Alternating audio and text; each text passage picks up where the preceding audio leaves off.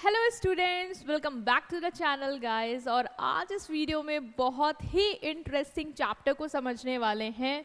और इससे पहले वाले चैप्टर्स अगर आपने नहीं देखे हैं देन क्या कर रहे हो यार, जाके वीडियो देखो, उसको पढ़ो, समझो। और आज कितना आगे आ गए हैं हम, चैप्टर 11 में आ गए हैं। और चैप्टर 11 क्या है? चैप्टर 11 बहुत ही इंटरेस्टिंग है, that is your recruitment, selection and training. मतलब बहुत मजा आने वाला है आपको, क्योंकि फ्यूचर में आपको क्या ही करना है, या तो जॉब दोगे या तो जॉब लोगे। तो क्या होता है रिक्रूटमेंट, क्या होता है सिलेक्शन, ट्रेनिंग क्या है, मैम किस चीज़ की ट्रेनिंग चलेगी यहाँ पे, वो सब देखो हम डिटेल में देखने वाले हैं। तो चलो इस चैप्टर के साथ शुरू करते हैं। एक स्टोरी के साथ, जैसा आपको पता है हम कैसे ही करते हैं, स्टोरी के थ्रू हम समझेंगे कि ये है क्या, हम क्या पढ़ रहे हैं इसमें। देखो, ये एक राहुल है, उसका कैफे बहुत बढ़िया चल रहा है, बहुत मस्त चल रहा है, और वो हायरिंग करना चाह रहा है। मतलब इतना अच्छा चल रहा है, इतना ग्रो कर रहा है। या मान लो नया है, बिजनेस नया होगा तब भी तुम्हें लोग चाहिए ना।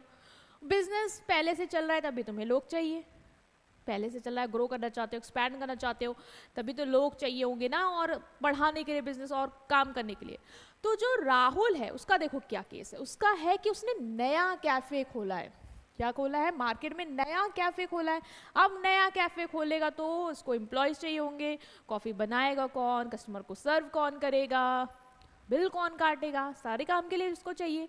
तो राहुल के कैफे ने अपनी हायरिंग जर्नी शुरू करी है। इस पे स्टोरी है, इसको स्टाफ की जरूरत है।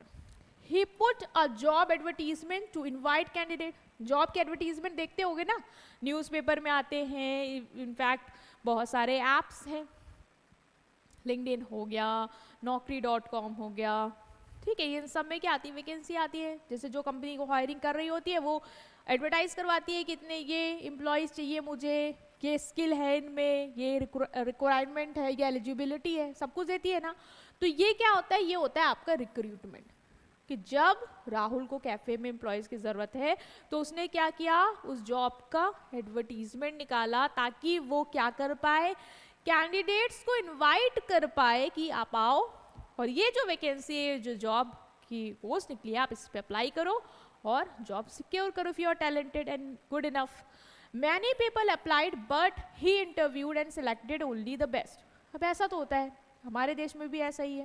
हमारे देश में तो खैर कुछ ज़्यादा ही है कि नौकरियां तो लिमिट में है, लेकिन लोग बहुत ज़्यादा है। तो क्या सबको ले आओगे?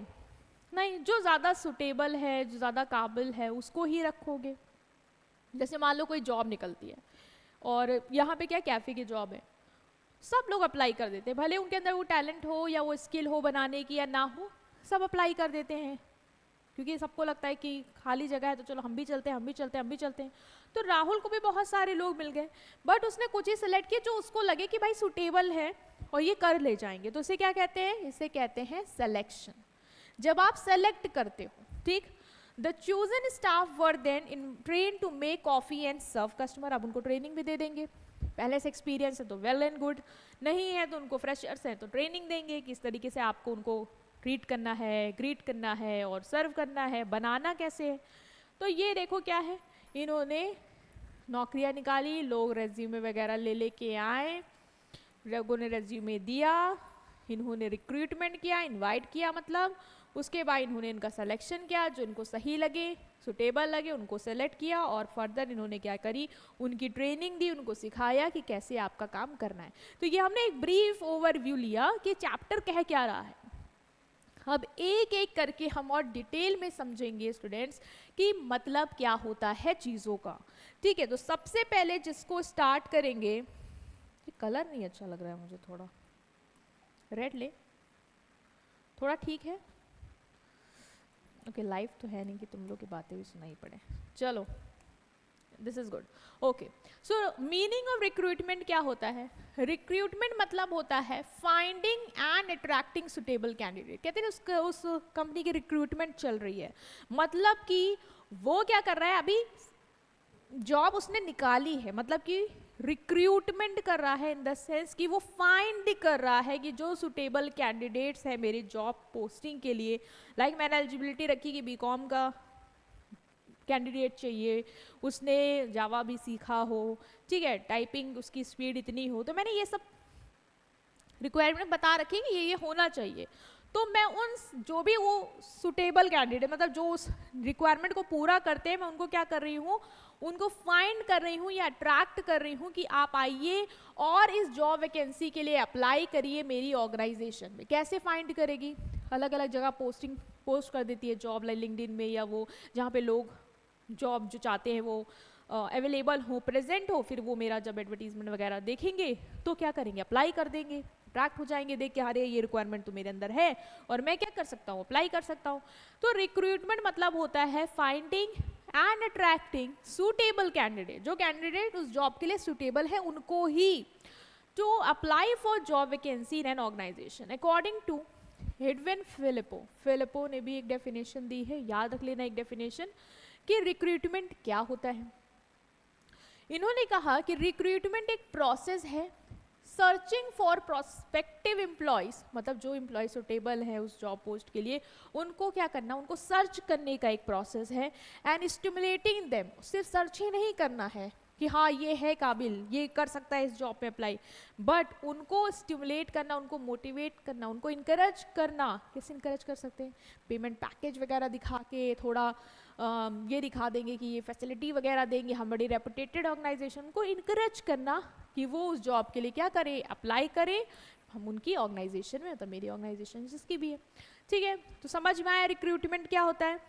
यहाँ पे हम किसी को अभी इससे रख नहीं ले रहे, अभी सिर्फ हम चाह रहे हैं कि जो भी सुटेबल कैंडिडेट है उसको हम अट्रैक्ट करें, उसको हम फाइंड करें और उसको इनकरेज करें कि तुम इस जॉब पोस्ट के लिए मेरी ऑर्गेनाइजेशन में क्या करो, अप्लाई करो, ठीक है।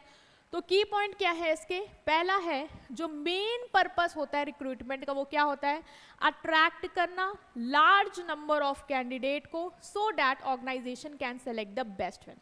बहुत सारे लोग हैं जो मेरी जो रिक्वायरमेंट है, जिसको कहते हैं जॉब की जो एलिजिबिलिटी है, जो क्राइटेरिया सेट किए हैं मैंने, ठीक है, मान लो मुझे टाइप राइटर चाहिए, कितनी टाइपिंग स्पीड होनी चाहिए, ये आपको आना चाहिए, वो आना चाहिए, ठीक है, मैंने जो भी रिक्वायरमेंट रखी है।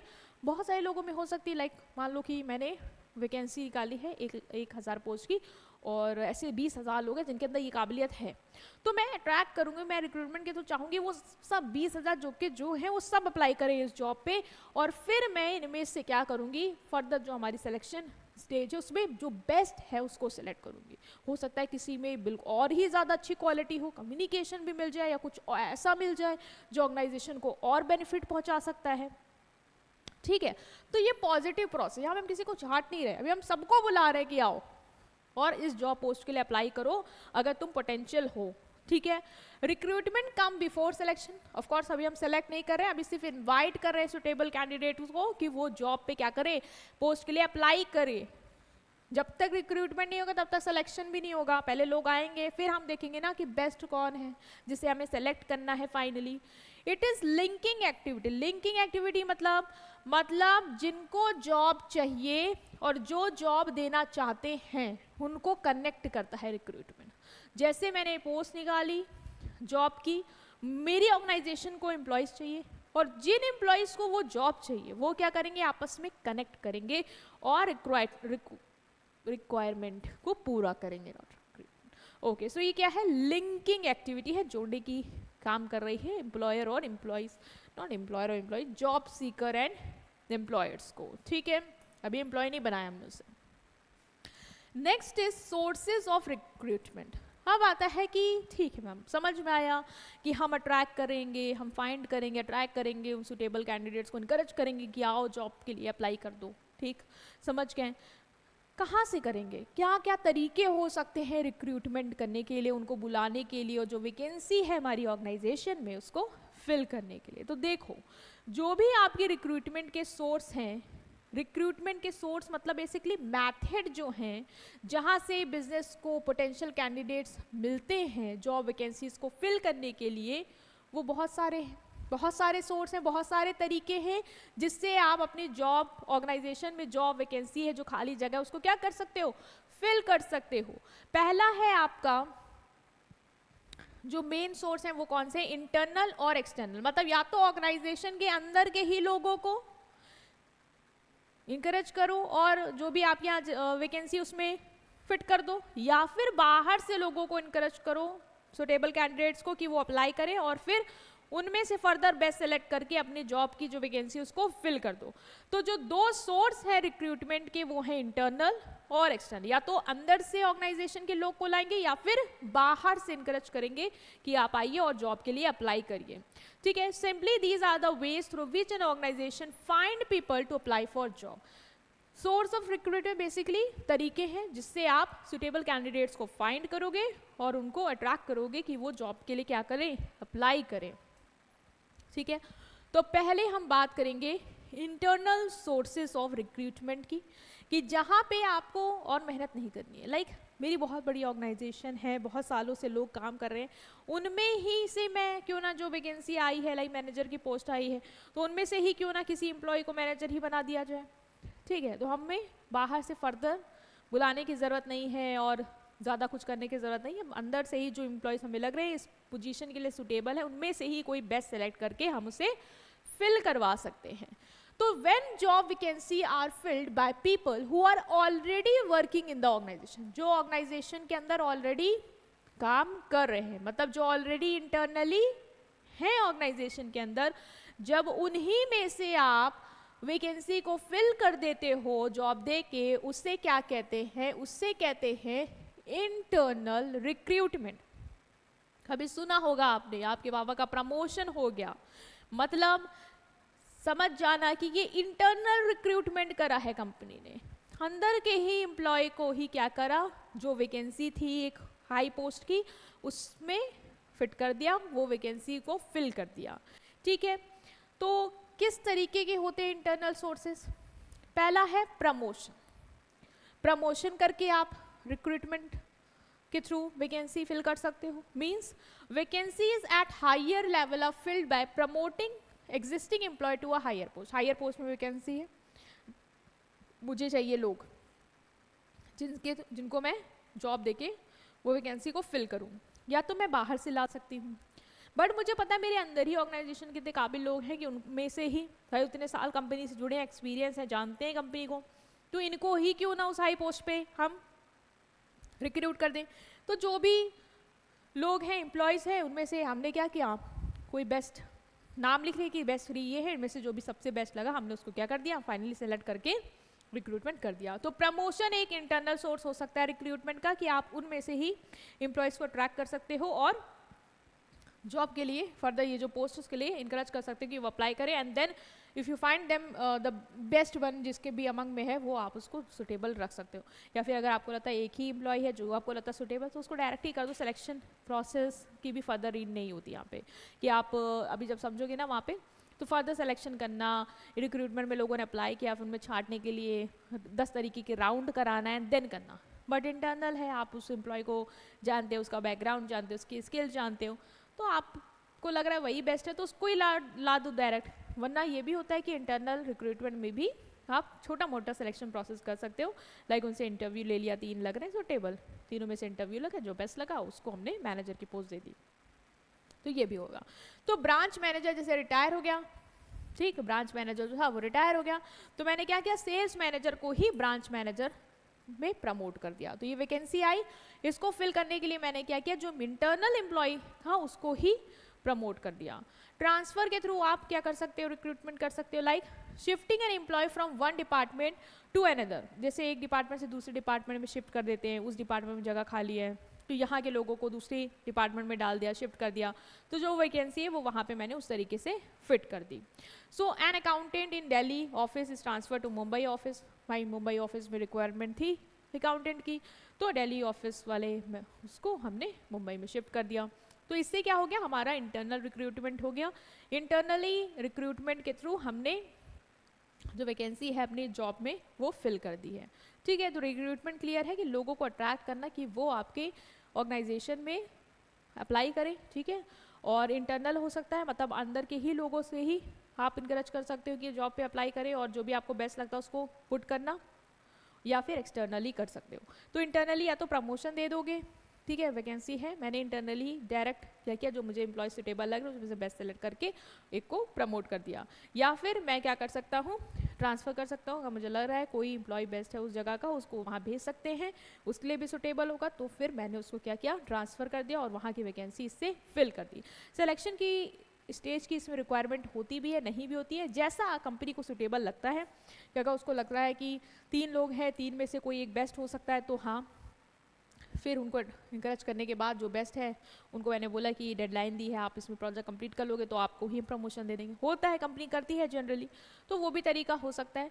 एडवांटेजेस क्या है, एडवांटेज क्या है आपके इंटरनल रिक्रूटमेंट के, तो बहुत है, बहुत सारी चीज़ें हैं जो आपको मिल रही हैं इंटरनल रिक्रूटमेंट से। पहला तो सिंपल है और इकोनॉमिकल है, एडवर्टाइज़ कराने की ज़रूरत नहीं है कि न्यूज़पेपर में एडवर्टाइजमेंट कराओ, टीवी में न्यूज़ निकलवाओ कि हमें जॉब की वैकेंसी है, आइए अप्लाई करिए, नहीं, वो सब नहीं करना है आपको। इंटरनली है तो उसमें क्या है, आपने उनमें से ही सेलेक्ट करके फर्दर वैकेंसी फिल करनी है, तो वो सब माथापच्ची नहीं करनी है, वो सब एक्सपेंस वगैरह नहीं खर्च करने आपको।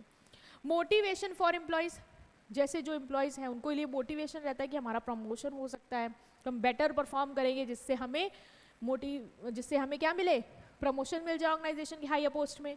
बेटर असेसमेंट, ऑर्गेनाइजेशन को पहले ही पता है जो भी एम्प्लॉय है उसकी क्या स्किल है, क्या स्ट्रेंथ है, क्या कमियां हैं। जब मुझे खुद ही पता है, पहले से ही पता है, तो उनको ही पोस्ट में वैकेंसी फिल कराने में ज़्यादा ही सही रहेगा, हमारे लिए बेनिफिशियल रहेगा। क्विक प्रोसेस है, वैकेंसी तुरंत फिल हो जाती हैं, लॉन्ग सिलेक्शन प्रोसेस की ज़रूरत नहीं होती, बस जो भी इंटरव्यू छोटा मोटा लिया एंड देन हमने उसे प्रमोट कर दिया, तो क्विक प्रोसेस है। स्टेबिलिटी, एम्प्लॉयज़ फैमिलियर होते हैं ऑर्गेनाइजेशन से ऑलरेडी, उनको पता है ऑर्गेनाइजेशन कैसी है, उसका कल्चर क्या है, उसकी पॉलिसी क्या है, तो उनको एडजस्टमेंट में समय नहीं लगता, ईजिली एडजस्ट हो जाते हैं उस पोस्ट पे जो भी हमने उनको दी है जिसमें हमारी वैकेंसी थी। Reduce training cost, internal candidates को आपको ट्रेनिंग वगैरह की भी ज़रूरत नहीं है कि दो, तो उसमें भी आपकी कॉस्ट क्या होती है, बच जाती है। तो ये फ़ायदे हैं कि अगर आप इंटरनली ही एम्प्लॉयज़ को क्या करते हो, रिक्रूट करते हो, इनकरेज करते हो, जो भी वैकेंसी है उसमें वो अप्लाई करें और उसको फिलअप करें। नेक्स्ट है डिसएडवांटेज भी हैं, जैसे कि लिमिटेड चॉइस। लिमिटेड चॉइस मतलब कि जो एग्जिस्टिंग एम्प्लॉयज़ हैं फिर बस उनसे ही वैकेंसियाँ अपनी ऑर्गेनाइजेशन की भरते रहोगे और अलग से कुछ फ्रेश टैलेंट वगैरह तुमको नहीं देखने को मिलेगा कि उसमें से सेलेक्ट करो, ठीक है। तो सिलेक्शन बहुत ही रिस्ट्रिक्टेड है, जो एम्प्लॉयज़ उनमें से ही आपको क्या करना है, सेलेक्ट करना, तो बहुत कम ऑप्शन हैं आपके पास। कोई फ्रेश टैलेंट नहीं आएगा, कोई बाहर से लाओगे तो हो सकता है कोई नया, कुछ नए विचार, नए मॉडर्न टेक्निक्स वगैरह लाए, नई क्रिएटिविटी लाए, बट वो तो हो ही नहीं पाएगा क्योंकि जो अंदर वाले हैं बस उनमें से ही आप फिल कर रहे हो। जेलसी एंड राइवली, एक एम्प्लॉय का प्रमोशन हो गया जिससे दूसरे एम्प्लॉय के अंदर क्या आ जाती है, जेलसी आ जाती है। इसको प्रमोशन मिल गया, पहले तो हमारे साथ एम्प्लॉयज़ था नॉर्मल लेवल पे काम करता, अब तो ये मैनेजर हो गया, तो उनको एक जेलसी होने लग जाती है कि इसको मिल गया हमें नहीं मिला, डिससेटिस्फाइड हो जाते हैं वो। Inbreeding, same set of people he move कर रहे हैं, ठीक है, कोई भी इनोवेशन नहीं हो रहा है, एक जैसे ही जो एम्प्लॉयज़ हैं उनको ही मैनेजर बनाए दे रहे हो, उनको ही आप ट्रांसफ़र कर दे रहे हो, मतलब बाहर से कोई आ ही नहीं रहा है कि उन पे कोई भी कंपटीशन वगैरह फील अप भी हो, ठीक है, तो वो नहीं होती। वैकेंसी शिफ्ट, जैसे आप मान लो एक को तो मैंने प्रमोट कर दिया, जो मैनेजर था उसको मान लो सेल्स मैनेजर को ब्रांच मैनेजर बना दिया, तो सेल्स मैनेजर की तो वैकेंसी खाली हो गई ना, उसको तो फिल करोगे, तो लोअर लेवल पे तो वैकेंसी क्रिएट हो ही जाएगी, फिर उसके लिए एडवर्टीजमेंट करना, उसके लिए बाहर से हो सकता लाओ, तो ये क्या है आपकी डिसएडवांटेज है। बाहर से ले आते तो फिर अंदर कोई वैकेंसी खाली हो गई, ये तो सीन ना होता, नीचे लेवल पे खाली हो गई, तो ये थोड़ी सी दिक्कतें हैं इसकी बस। तो इन दिक्कतों को कम करने के लिए हमने कहा कि चलो हम क्या करते हैं, एक्सटर्नल रिक्रूटमेंट कर लेते हैं, मतलब बाहर से ले आते हैं। इंटरनली कर सकते हो, ऐसा नहीं कि इसको ही कम करने के लिए कर रहे हैं। इंटरनल रिक्रूटमेंट ऐसे भी होता है कि हाँ हमें लग रहा है फ्रेश टैलेंट नहीं मिल रहा है तो हमें कुछ नया चाहिए तो बाहर से लाएंगे, या फिर ये भी होता है कि एम्प्लॉय की ज़रूरत ही इतनी ज़्यादा है कि अंदर से पूरी नहीं हो सकती तो भी हम बाहर से लाएंगे। तो एक्सटर्नल रिक्रूटमेंट क्या होता है, जब एम्प्लॉयज़ को रिक्रूट करते हैं outside the organisation, it's called external recruitment. अंदर से नहीं कर रहे हैं, कहाँ से कर रहे हैं, बाहर से कर रहे हैं उनको रिक्रूट, तो वो क्या होता है एक्सटर्नल रिक्रूटमेंट। ये प्रोवाइड करता है वाइडर चॉइस। अब बाहर से तो बहुत सारे लोग अप्लाई करेंगे जॉब के लिए, तो बहुत सारी चॉइस होगी आपके पास, fresh talent, new ideas, specialise skills आपको मिल सकती हैं जो आपके ऑर्गेनाइजेशन को आगे ग्रो करने में क्या करेंगी, हेल्प करेगी। ठीक है। अब आता है कि एक्सटर्नल रिक्रूटमेंट के क्या सोर्स हो सकते हैं। इंटरनल को तो था कि हाँ प्रमोशन कर दिया या ट्रांसफर कर दिया और फिल कर दी वैकेंसी। एक्सटर्नल सोर्स मतलब कहाँ से आप रिक्रूटमेंट कर सकते हैं, कौन कौन से सोर्सेज हैं जिनके थ्रू आप बाहर के लोगों को इनकरेज कर सकते हो कि वो आपके यहाँ आएँ और जॉब के लिए अप्लाई करें। तो पहला है आपका एडवर्टीजमेंट। कंपनियाँ एडवर्टीजमेंट निकलवाती हैं अपनी जॉब का, लिंक्डइन में वगैरह में आप देखते हो कि इतनी लोगों की हायरिंग चल रही है, रिक्वायरमेंट ये है, एलिजिबिलिटी ये है, ये अप्लाई कर सकते हैं आप ऐसे। ठीक है, ये स्टेजेस होंगी जिसमें आपका इंटरव्यू होगा, ये वो सब कुछ। तो advertisement most widely use source है आपके एक्सटर्नल रिक्रूटमेंट के। ज़्यादातर से सब सारी कंपनियां मोस्टली एडवर्टीजमेंट वगैरह ही करती हैं ताकि वो रिक्रूटमेंट कर पाए, लोगों को इंकरेज कर पाएँ जो सुटेबल है कि हमारे यहाँ इस जॉब पे आप अप्लाई करिए। जब भी ऑर्गेनाइजेशन में वैकेंसी है वो एडवर्टीजमेंट पब्लिश कर लेती है, लाइक न्यूज़पेपर में, ऑनलाइन जॉब पोर्टल्स में, जर्नल्स में डिटेल देती है जॉब की, ये जॉब है, इसकी सैलरी पैकेज है, ये क्वालिफिकेशन की ज़रूरत है। ठीक है, ये मेथड हेल्प करता है ऑर्गेनाइजेशन को कि लार्ज नंबर तक पहुँचे। लिंक्डइन पे जितने लोग हैं सब देखते हैं वैकेंसी आई है, अच्छा ये है, ये पोस्ट है, इतनी एलिजिबिलिटी है, ये सैलरी पैकेज है, तो काफ़ी सुटेबल कैंडिडेट्स आपके यहाँ अप्लाई करेंगे जिससे के थ्रू आप बेस्ट सेलेक्ट कर सकते हो। Next is employment exchange. Employment exchange भी एक सोर्स है एक्सटर्नली लोगों को रिक्रूट करने का। वो क्या है? एम्प्लॉयमेंट एक्सचेंज गवर्नमेंट के थ्रू रन किए गए ऑफिसेस होते हैं। ये ऑफिसेस क्या करते हैं, ये ऑफिस इसलिए सेट किए गए हैं ताकि जो अनएम्प्लॉयमेंट की प्रॉब्लम है उसको ये क्या कर पाए, टैकल कर पाए। मतलब ये जो भी लोग हैं, जो भी जॉब सीकर्स हैं, जो जॉब चाहते हैं, उनका नाम, उनकी क्वालिफिकेशन, उनकी डिटेल अपने पास क्या करवा लेते हैं, रजिस्टर करवा लेते हैं।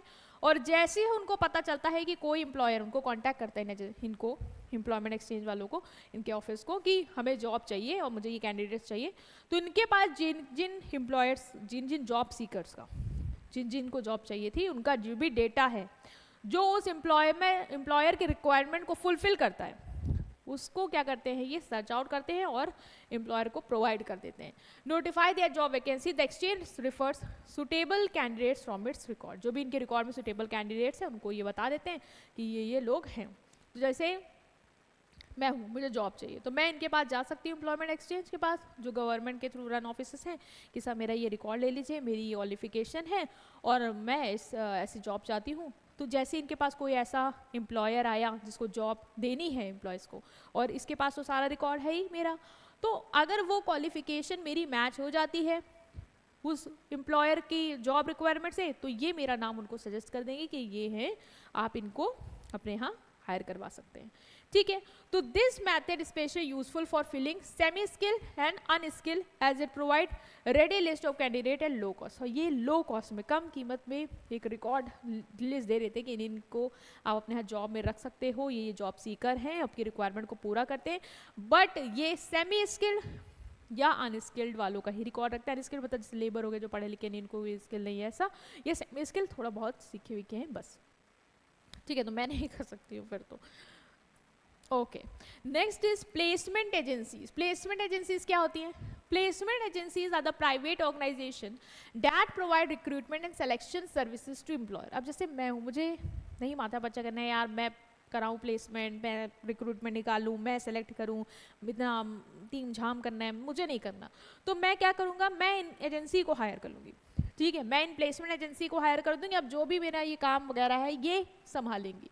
मतलब कंपनी हायर कर लेती है एजेंसी को, जो पूरा रिक्रूटमेंट प्रोसेस क्या करती है, हैंडल करती हैं कंपनी के बिहाफ में।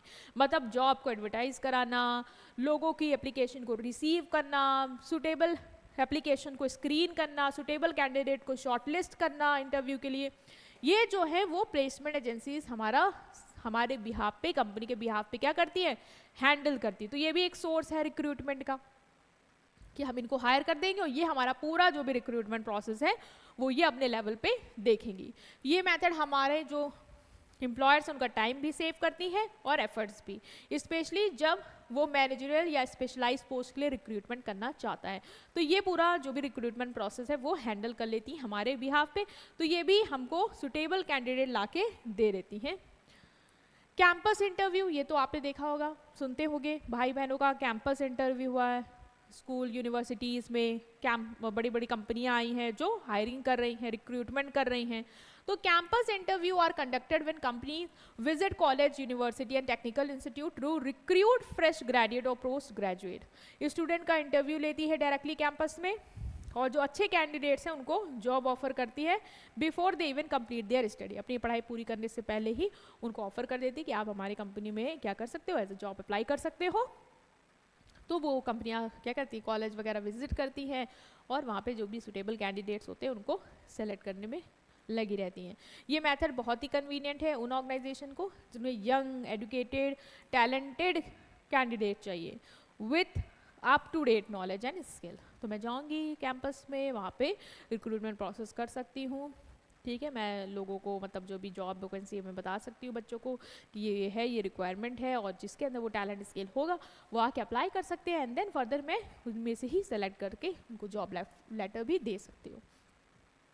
ठीक है, इसके बाद आपने ये भी सुना होगा रिकमेंडेशन, कहते हैं ना रेफरेंस दे दो मेरा अपने कंपनी में, मुझे बुला ले इंटरव्यू के लिए, है ना। तो वो भी होता है कि रिकमेंडेशन मतलब कैंडिडेट को रिक्रूट करना on the suggestion of existing employee जो ऑलरेडी वहाँ काम कर रहे हैं। जैसे मैं कहीं काम कर रही हूँ, मैंने अपने फ्रेंड का नाम सजेस्ट कर दिया कि सर इनको भी मतलब कंसीडर कर लीजिए, ये अच्छे हैं, ये जो जॉब आई है इस पर बिल्कुल सुटेबल बैठते हैं, आप इनका इंटरव्यू ले लीजिए। ठीक है, तो वो भी एक तरीका हो सकता है रिक्रूटमेंट का। ठीक है, ऑर्गेनाइजेशन प्रेफरेंस देती है उन कैंडिडेट को जो रेफरेंस के थ्रू आते हैं, क्योंकि उनको लगता है कि भाई जो हमारे यहाँ काम कर रहा है वो अच्छा ही किसी को हमें सजेस्ट करेगा। ठीक, ये मेथड टाइम और कॉस्ट दोनों सेव करते हैं, क्योंकि हमें एडवर्टाइज कराने की ज़रूरत नहीं है। जो हमारे अंदर एम्प्लॉयज़ हैं उन्होंने ही बता दिया कि ये लोग हैं हमारे खानदान में, इसमें आप इनको कंसीडर कर सकते हो। Next is casual caller. Casual caller basically वो जॉब सीकर जिनको जॉब चाहिए वो होते हैं जो डायरेक्टली अप्रोच करते हैं ऑर्गेनाइजेशन को on their own even when there is no vacancies advertise. कभी देखा होगा कि वैकेंसी वगैरह नहीं निकली कंपनी में, लेकिन कुछ लोग डायरेक्टली ही कंपनी जाके उनको अपना CV वगैरह दे आते हैं कि सर वैकेंसी जब भी हो, ज़रूरत हो तो हमें प्लीज़ कॉन्टैक्ट करिएगा।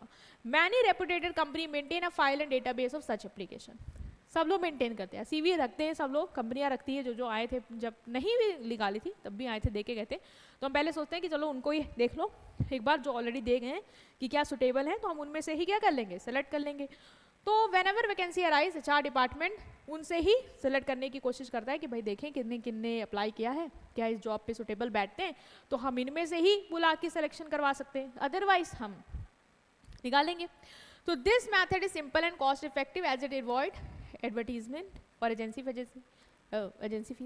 फीस को अवॉइड करेगा। एडवर्टीजमेंट भैया अगर मेरे पास मान लो 150 एप्लीकेशन आई हैं ऑलरेडी, CV मुझे से 50 लोग हैं, अगर 150 में ही मुझे मिल जा रहे हैं तो फिर मुझे क्यों एडवर्टाइज कराना है। ठीक है, how the number of suitable candidate may be limited depending on who applies voluntary. अब ये है कि CV तो सब भी दे आते हैं, तो तुम्हें देखना पड़ेगा कौन सुटेबल है, उसी हिसाब से तुम सेलेक्ट कर सकते हो। ठीक है, next is direct recruitment, that is factory gate recruitment. Factory gate मतलब direct recruitment means hiring worker by putting up a notice on the factory gate. बड़ी बड़ी फैक्ट्री क्या करती है, बाहर एक नोटिस लगा लेती है कि आज हमें 20 लेबर की ज़रूरत है। तो जो लेबर वगैरह होते हैं बाहर खड़े रहते हैं, देखते हैं अच्छा आई है, तो जाके गेट पे कहते हैं कि हमें आप रख लीजिए। फिर हमें जो भी लगता है यार ये काम कर लेगा, उसको बोलते हैं कि ठीक आओ और काम करो, ऑन द स्पॉट सिलेक्शन हो जाता है। ये मेथड कॉमनली अनस्किल्ड और सेमी स्किल्ड जॉब के लिए है, जिनके ज़्यादा हाई क्वालिफिकेशन वगैरह जैसे गार्ड है, कैजुअल वर्कर है, लेबर की ज़रूरत है, हमें कुछ बनवाना है, हमने गेट पे लगा दिया फैक्ट्री के कि हमें लेबर की ज़रूरत है, भाई 20 ज़रूरत है, लेबर आए देखिए अरे अच्छा 20 ज़रूरत है, आए बोले सर हमको दे दो, हम कर देंगे वाला काम आपका। फिर हम कहेंगे कि ठीक है 30 आगे मान लो, फिर हमें लग रहा है कि 20 ये सब यंग वंग है कर लेंगे, चलो आओ और अपना काम करो। लेबर कॉन्ट्रैक्टर क्या होते हैं, कुछ ऑर्गेनाइजेशन रिक्रूट करती है वर्कर को थ्रू लेबर कॉन्ट्रैक्टर, मतलब लेबर कॉन्ट्रैक्टर के थ्रू कुछ ऑर्गेनाइजेशन क्या करती है, वर्कर्स को रिक्रूट करती है। मींस ये कॉन्ट्रैक्टर एक लार्ज पूल मेंटेन करते हैं लेबर्स का और सप्लाई करते हैं टू द फैक्ट्रीज और कंस्ट्रक्शन साइट व्हेनेवर रिक्वायर्ड। ये जो लेबर कॉन्ट्रैक्टर है ये पूरा लेबर वगैरह का बहुत सारे लेबर वगैरह का डेटा अपने पास रखते हैं जो उनको लगता है कि हाँ अवेलेबल है। फिर जब कोई भी फैक्ट्री वगैरह की ऑर्गेनाइजेशन जाती है, कहती है भाई हमें मान लो 50 लेबर चाहिए, तो ये उनको उनसे कांटेक्ट करवा देती है, इनको लेबर दे देती है। ठीक है, तो this method is useful for filling job that need large number of unskilled semi skilled worker. मान लो कंस्ट्रक्शन का काम है, मुझे बहुत सारे अनस्किल्ड वर्कर चाहिए, तो मैं लेबर कॉन्ट्रैक्टर के पास जाऊँगा, मैं बताऊँगा भाई मुझे 800 लेबर चाहिए, तो वो मुझे ला के दे देगी। तो लेबर कॉन्ट्रैक्ट फ्री में नहीं देती, अपना फीस वगैरह ये भी चार्ज कर लेते हैं। तो ये जो रिक्रूटमेंट आप कर रहे हो, ये कैसे कर रहे हो? एक्सटर्नल सोर्स से कर रहे हो। उसमें आपने कोई भी अंदर के लोगों को नहीं अट्रैक्ट किया है कि जॉब के लिए अप्लाई करना है या आप में से हम किसी को दे देंगे, आप सुटेबल होगे जो, बट यहाँ पे आप एक्सटर्नली जो भी कैंडिडेट्स हैं उनको इनकरेज कर रहे हो कि आप अप्लाई करो, फिर जो सुटेबल लगेगा उनको सेलेक्ट करके आप जॉब दोगे। तो एडवांटेज क्या है इसका? पहला तो उसकी जो डिसएडवांटेज उसको कम कर रहा है, फ्रेश टैलेंट आएगा। मतलब एक्सटर्नल सोर्स आपको नए फ्रेश टैलेंट अट्रैक्ट करने के लिए, जिनके पास नई नॉलेज है, फ्रेश आइडियाज़ हैं, अपडेटेड हैं, वो उनको आप ला सकते हो। वाइडर चॉइस है, मतलब ऑर्गेनाइजेशन बहुत सारे कैंडिडेट्स एप्लीकेशन ले सकती है, बहुत सारे लोगों ने एडवर्टीजमेंट देखा लिंक्डइन पे, बहुत सारे लोगों ने अप्लाई किया है, देन उसके पास वाइड चॉइस है उसमें से बेस्ट को सिलेक्ट करने की। Specialise skill means advertisement agency, campus interview companies उन्हीं लोगों को हायर कर सकती है जिनको अच्छी नॉलेज है, एक्सपर्टीज़ है जिनमें, क्योंकि हमने मेंशन कर रखा है, हमें पता है, और वही लोग अप्लाई करेंगे बेसिकली जिनके अंदर वो पोटेंशियल होगा। हेल्दी कंपटीशन कहते कर तो बहुत लोग देते हैं, बट जो हमारे रिक्वायरमेंट है हम उसके हिसाब से चलेंगे। Next is healthy competition. New employee motivate existing staff to improve. Of course जब आपके मुकाबले बाहर से कोई आ रहा होता है, तो जिसे पहले तो माहौल में ढल गए हो, अपने हिसाब से कर रहे हो, यूज टू हो, क्योंकि अपने ही लोग हैं, अपने तरीके से करो। बट जब आप देखते हो कि बाहर से कोई आया है, वो मीटिंग में बड़े बड़े आइडियाज़ दे रहा है, बहुत अच्छे से काम कर रहा है, तो आपको भी लगता है कि यार मुझे भी मतलब अपनी परफॉर्मेंस इम्प्रूव करनी है, मुझे भी ऐसा नहीं है कि मैं इसके सामने लीचड़ लगूं, मुझे दिखाना भाई मैं क्यों तुम्हारा सुपीरियर हूँ। ठीक है, तो फिर वो मोटिवेट हो जाते हैं कि नहीं नहीं हमें भी बेस्ट करना है, हम एकदम यूज टू कंफर्टेबल नहीं हो सकते, क्योंकि अभी बाहर से आया, पता चला उसी बंदे को प्रमोशन मिल गया, हम तो बैठे रह गए। तो कंपटीशन भी देखो आएगा, ये आपके साथ भी होता होगा। आपकी क्लास में कोई अगर नया अच्छा बच्चा आ गया, तो आपको लगता है कहीं वो नंबर ना ले जाए, कहीं वो ना टॉप कर जाए। मैं यहाँ पे एज अ टॉपर अभी तक था, क्योंकि यहाँ पे कोई नहीं था, बट अब वो आ गया है, वो और अच्छा कर रहा है, तो मेरे अंदर कंपटीशन आ जाएगा, नहीं यार मुझे अच्छा करना है, ऐसा नहीं कि वो बाहर से आने वाला पर्सन बाजी मार ले जाए। तो ये होता है, हर जगह होता है, तो कंपनी में भी होगा। Meeting expansion need. External recruitment is the best way to meet growing manpower requirement when the company expanding. भाई जब आप एक्सपेंड कर रहे हो, तो एक्सटर्नल सोर्स बहुत अच्छा तरीका है कि आप ज़्यादा से ज़्यादा लोगों को इनकरेज करो कि वो आपकी जॉब वैकेंसी में क्या करें, अप्लाई करें, आप उनके थ्रू फिल करो अपनी वैकेंसीज वगैरह को। ठीक है, तो एक्सपेंशन के लिए ये बेस्ट ऑप्शन रहेगा आपके लिए। अब इसके भी डिसएडवांटेज हैं, क्या है? पहला तो है कॉस्टली प्रोसेस। देखो भाई एडवर्टीजमेंट निकलवाना पड़ेगा, एजेंसीज को कॉन्ट्रैक्ट देना पड़ेगा, देते हैं हम, प्लेसमेंट एजेंसी को कह दिया हमारा रिक्रूटमेंट प्रोसेस करवाइए, तो भाई वो हल्के में थोड़ी ना है, वो भी तो पैसे लेगी ना अच्छे खासे आपसे, तो कॉस्ट तो बढ़ेगी आपकी। टाइम कंज्यूमिंग है, समय लगेगा, अंदर वालों को ही कर दिया तो ठीक था, लेकिन अब इसमें ऐड निकालेंगे, लोगों को इनकरेज करेंगे, वो आएंगे, ठीक है, फिर बाद में फर्दर चीज़ें भी होती हैं सिलेक्शन में, उनको देखना, फाइनल अपॉइंटमेंट से पहले ही बहुत सारी चीज़ें करनी पड़ जाएंगी। ठीक, एडजस्टमेंट प्रॉब्लम, नया एम्प्लॉय आया भाई, उसको समय तो लगेगा कंपनी के साथ, कल्चर के साथ, पॉलिसी के साथ एडजस्ट करने में। पुराने वालों को क्या ही था, यूज टू थे, बट इसमें समय लगेगा। Demoralisation of existing staff. अब इंटरनल एम्प्लॉय में feel unhappy if outsider are given preference for higher post. Of course आपको भी लगेगा, आप किसी ऑर्गेनाइजेशन में 10 साल से काम कर रहे हो, इसी साल कोई नया बंदा आया और उसको आप प्रेफरेंस मिल रही ऑर्गेनाइजेशन से प्रमोशन के लिए, आपको लगा यार अरे हम तो 10 साल से थे, हमें पूछ लेते, वो आया उसको तुरंत प्रमोशन दे रहे हैं, हमें क्यों नहीं दिया फिर। तो एग्जिस्टिंग स्टाफ डिमोरलाइज्ड हो जाता है। Uncertainty, performance of new employees is uncertain as they are not tested the company actual work environment. Of course हमें पता नहीं कि हमने चलो एम्प्लॉय हमें लगा बेस्ट है, हमने हायर कर लिया, अब वो कर पाएगा नहीं कर पाएगा, मुझे थोड़ा तो डाउट रहेगा ही यार कि कर पाएगा बेस्ट, नहीं कर पाएगा, समझ पाएगा ऑर्गेनाइजेशन को, पॉलिसी को, कल्चर को, या नहीं समझ पाएगा, तो एक अनसर्टेनिटी देखो माइंड में बनी रहती है यहाँ पे। तो ये क्या है आपकी, ये है आपकी डिसएडवांटेज। अगर एक्सटर्नल सोर्स से करते हो तो ये सारी आपको डिसएडवांटेज फेस करनी पड़ेगी। क्या समझा हमने, रिक्रूटमेंट समझा कि रिक्रूटमेंट क्या होता है, कि क्या होता है जब आप बाहर से लोगों को फाइंड करते हो, उन्हें अट्रैक्ट करते हो, इनकरेज करते हो कि जो भी वैकेंसी मेरे ऑर्गेनाइजेशन में उसके लिए क्या करो, अप्लाई करो। ये हो गया इंटरनल, कर सकते हैं एक्सटर्नल। इंटरनल मतलब जब ऑर्गेनाइजेशन के अंदर ही जो लोग हैं एग्जिस्टिंग हैं उनमें से ही हम जो वैकेंसी वगैरह है वो फिल कर दें, उनमें ही इसे इनकरेज कर दें कि ये पोस्ट है इसमें अप्लाई क्या मतलब आप में से 3 लोग हो, इसमें से बेस्ट मतलब करो परफॉर्म, या हम उसको प्रमोट कर देंगे या हम ट्रांसफ़र कर देंगे।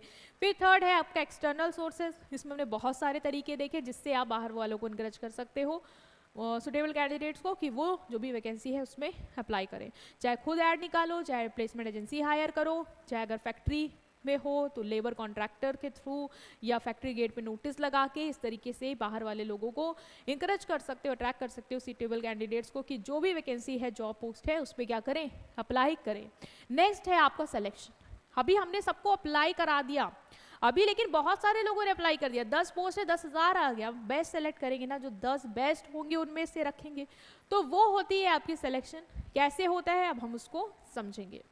स्टूडेंट्स, तो हमें ये क्लियर हो गया कि रिक्रूटमेंट क्या है, ठीक है। तो रिक्रूटमेंट में हमें ये समझ में आया कि जितने भी लोग अप्लाई करना चाहते हैं, जैसे हमने वैकेंसी निकाली तो जो जो एलिजिबिलिटी क्राइटेरिया रखा, जिसको भी लगा कि हाँ हम सुटेबल हैं, हम सेटिस्फाइड करते हैं, वो सब क्या करते हैं उस वैकेंसी के लिए अप्लाई कर देते हैं basically.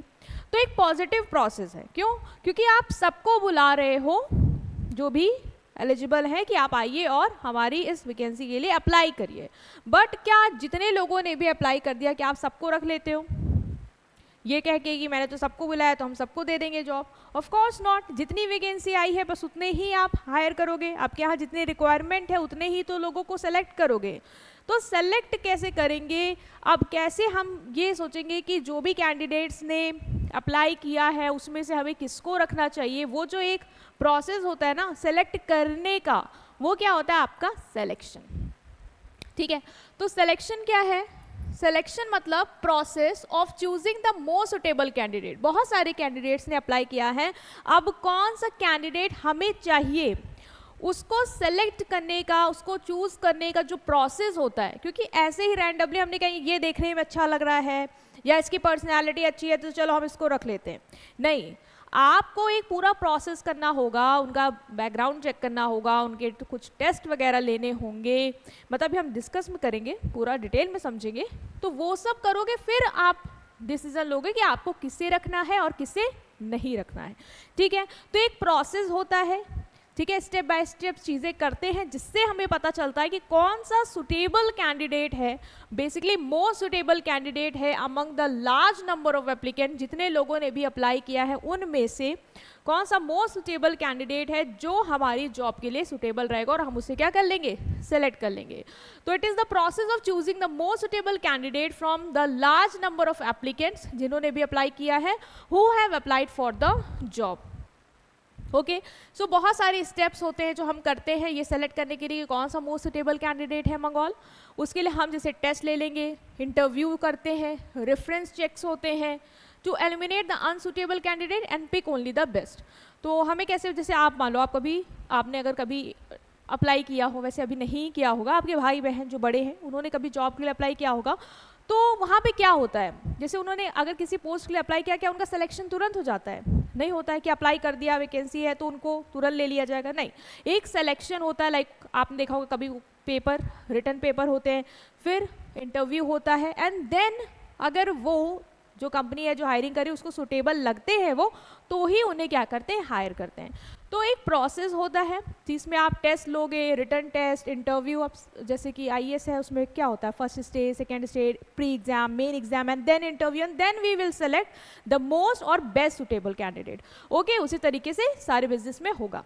So recruitment creates a pool of candidate, recruitment basically pool create कर देता है कैंडिडेट्स का, क्योंकि हम यहाँ पे किसी को सेलेक्ट नहीं कर रहे हैं, पॉजिटिव प्रोसेस है। जो भी अप्लाई करना चाहता है, जो भी समझता है कि हाँ वो हमारी रिक्वायरमेंट को पूरा करे, वो आके अप्लाई कर सकता है, हम किसी को रोकेंगे नहीं यहाँ पे। लेकिन सिलेक्शन में हम अनसुटेबल कैंडिडेट्स को रोक देते हैं, उन्हें नहीं सेलेक्ट करते हैं, सिर्फ उनको ही सेलेक्ट करते हैं जो हमें लगता है कि हमारी जॉब के लिए क्या होगा, राइट पर्सन होगा। ठीक है, so this is what, this is selection. तो रिक्रूटमेंट से काफ़ी अलग है, कंफ्यूज होने की तो ज़रूरत है भी नहीं। बाकी अगर अभी भी आपको थोड़ा बहुत लग रहा है कि उतना नहीं क्लियर है, तो हम डिफरेंस से उसको बहुत अच्छे से क्लियर करेंगे। ठीक है, तो अब डिफरेंस में समझो मीनिंग क्या होती है रिक्रूटमेंट की।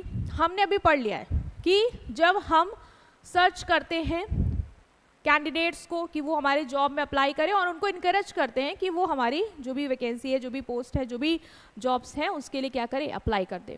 तो ये क्या है, एक searching prospective employees and stimulating them to apply for the job. जैसे लिंक्डइन वगैरह में हमने क्या किया, वैकेंसी निकाल दी, ठीक है, जॉब की जो भी पोस्ट है हमारे यहाँ खाली, उसकी नोटिफिकेशन निकाल दी कि आप आइए और अप्लाई करिए। उनको अट्रैक्ट करने के लिए हमने थोड़ा बहुत उसमें हाईलाइट किया कि हमारे यहाँ सैलरी का बेनिफिट ये मिलेगा आपको, इसके अलावा ट्रैवलिंग अलाउंस वगैरह भी हम देंगे, तो उनको अट्रैक्ट करें कि भाई आओ और अप्लाई करो। ठीक, लेकिन सिलेक्शन में हम क्या करते हैं, जिन्होंने भी अप्लाई किया उनमें से सेलेक्ट करते हैं suitable candidate, most suitable candidate जो हमारी रिक्वायरमेंट को क्या करता है, पूरा करता है। नेचर की बात करें तो ये पॉजिटिव प्रोसेस, यहाँ पे आप किसी को छांट नहीं रहे हो, सबको इनवाइट कर रहे हो, सबको इनकरेज कर रहे हो कि आप आइए और अप्लाई करिए अगर आप हमारी क्राइटेरिया को सेटिस्फाई करते हैं। लेकिन ये नेगेटिव प्रोसेस है, क्योंकि हम यहाँ पे जो भी कैंडिडेट्स आते हैं, जो उनको लगता है हाँ हम सुटेबल हैं, हम अप्लाई कर सकते हैं, लाइक हमने अप्लाई करवाया टाइपिंग राइटर के लिए, हमने वैकेंसी निकाल दी, बहुत लोगों ने अप्लाई कर दिया, ठीक है, सबको आती है टाइपिंग, तो जिन्हें जिन्हें लगा कि हाँ हम कर सकते हैं तो उन्होंने अप्लाई कर दिया। लेकिन हम किसे सेलेक्ट करेंगे, हम तो किसी बेस्ट को सेलेक्ट करेंगे ना, जिसकी स्पीड भी अच्छी हो, एक्यूरेसी भी अच्छी हो, बहुत अच्छा काम करके दिखा दे। तो हम बाकी सबको क्या करेंगे, बाकी सबको तो हम मना करेंगे, रिजेक्ट करेंगे। तो कहीं ना कहीं ये नेगेटिव प्रोसेस है, क्योंकि आप अनसुटेबल कैंडिडेट्स को यहाँ क्या कर देते हो, रिजेक्ट कर देते हो। एम क्या है, टारगेट क्या है दोनों का, क्या किस लिए कर रहे हैं, कैंडिडेट्स का पूल क्रिएट करना। ठीक है, कैंडिडेट्स का पूल क्रिएट करना, जो भी हमारी जॉब वैकेंसी उसके रिगार्डिंग जितने लोग भी अपने आप को सुटेबल एलिजिबल क्राइटेरिया को सेटिस्फाई करते हैं, उनका एक बड़ा सा पूल क्रिएट कर देना। लेकिन यहाँ पे टारगेट क्या है कि जो भी अनसुटेबल कैंडिडेट्स हैं उनको आप एलिमिनेट करेंगे और सिर्फ बेस्ट वालों को ही सेलेक्ट करेंगे। तो ये सिलेक्शन हो गया। ओके, नेक्स्ट है प्रोसेस। तो रिक्रूटमेंट बहुत ही सिंपल प्रोसेस में, आपको कोई तीम झाम नहीं करना है कि आप टेस्ट लोगे, इंटरव्यू लोगे और फिर रिक्रूटमेंट करोगे, ऐसा नहीं है। आपने लिंक्डइन वगैरह में मान लो पोस्ट निकाल दी है, ठीक है, हो गया, लोग जो उस क्राइटेरिया को फुलफिल करते होंगे they will apply, they will fill the form. ठीक, तो सिंपल प्रोसेस है। सिलेक्शन में बहुत सारी चीज़ें आपको करनी पड़ती है, उनका रिटन टेस्ट लेना, उनका इंटरव्यू लेना, उनका बैकग्राउंड चेक करवाना, उनके रेफरेंस कॉलिंग वगैरह करके देखना कि जो वो बता रहे कि हमने इस कंपनी में काम किया था क्या वो सही है या नहीं, उनका मेडिकल एग्जामिनेशन लेना कि वो फिजिकली फिट है या नहीं। तो बहुत सारी चीज़ें करोगे तब जाके आप एक बेस्ट कैंडिडेट सेलेक्ट करोगे, तो उसमें काम है काफ़ी। ठीक, नंबर की बात करें तो इसमें कोई भी रिस्ट्रिक्शन नहीं है कि कितने कैंडिडेट्स अप्लाई कर देंगे। ठीक है, मैनी आर कॉल्ड, हमने एलिजिबिलिटी निकाले, BBA BCom ग्रेजुएट होना चाहिए इस पोस्ट के लिए। बहुत सारे लोग हैं BBA BCom ग्रेजुएट, ठीक, जो भी है वो सब अप्लाई कर देंगे। तो ऐसा नहीं है कि रिस्ट्रिक्शन लगा के रखा है कि सिर्फ 100 ही लोग अप्लाई करो, जितने लोग चाहते हैं और जितने लोग को लगता है वो क्राइटेरिया सेटिस्फाई करते हैं, they can apply. Okay, only limited number of candidates are selected. लेकिन क्या हम सबको सेलेक्ट कर लेते हैं? नहीं, हम सिर्फ बेस्ट को सेलेक्ट करेंगे। हमारे यहाँ मान लो सिर्फ 50 पोस्ट ही खाली हैं, तो हम सिर्फ 50 बेस्ट सेलेक्ट करेंगे ना। हम क्यों 1 लाख ने अप्लाई कर दिया तो 1 लाख को ले लेंगे। आप गवर्नमेंट जॉब के बारे में सुनते होंगे कि 1000 वैकेंसी निकली है, तो क्या गवर्नमेंट 1000 लोगों को सेलेक्ट के अलावा जितने लोगों ने भी अप्लाई कर दिया, 10 लाख ने फॉर्म भर दिया, तो क्या 10 लाख को ले लेगी? नहीं, जिन्होंने पेपर क्लियर किया, जिन्होंने इंटरव्यू क्लियर किया, उनको ही लेगी ना, जो बेस्ट है। ठीक, ऑर्डर की बात करी जाए तो ये सिलेक्शन से पहले होता है, मतलब रिक्रूटमेंट पहले आप बुलाओगे कैंडिडेट्स को, उसके बाद सेलेक्ट करोगे। ठीक है, तो सिलेक्शन से कब हो रहा है? पहले हो रहा है। लेकिन ये कब हो रहा है? रिक्रूटमेंट के बाद। पहले बुलाया उसके बाद ही तो सेलेक्ट करेंगे ना, ऐसे थोड़ी ना सेलेक्ट कर लेंगे कि कोई आया नहीं और आप बैठ के अपने आप ही में इमेजिनेशन में सेलेक्ट कर रहे हैं लोगों को, वो नहीं होगा। ठीक है, तो क्लियर हुआ आपको कि सिलेक्शन क्या है और कैसे ये रिक्रूटमेंट से अलग है, हमें बिल्कुल क्लियर हो गया। और ये आपको पता भी होना चाहिए, ये तो बेसिक चीज़ें हैं। आपके भाई बहन होंगे, अभी तो आप छोटे हो, भाई बहन होंगे तो आप देखते भी होंगे, हाँ उनकी जॉब लगी, उनका ये स्टेप में प्रोसेस हुआ, फिर वो सेलेक्ट हुए। ठीक, तो सिलेक्शन प्रोसेस क्या है? सिलेक्शन प्रोसेस क्या है? एक ऑर्गेनाइजेशन कैसे बेस्ट कैंडिडेट को सेलेक्ट करती है, आप कैसे रिजेक्ट कर देते हो बाकी को, कुछ तो करते होगे ना, तभी तो आपको पता चलता होगा कि इनमें से बेस्ट कौन है। तो वो कौन कौन से स्टेप्स है जो हम करेंगे? वो पहला है प्रीलिमिनरी इंटरव्यू, मतलब कि स्क्रीनिंग।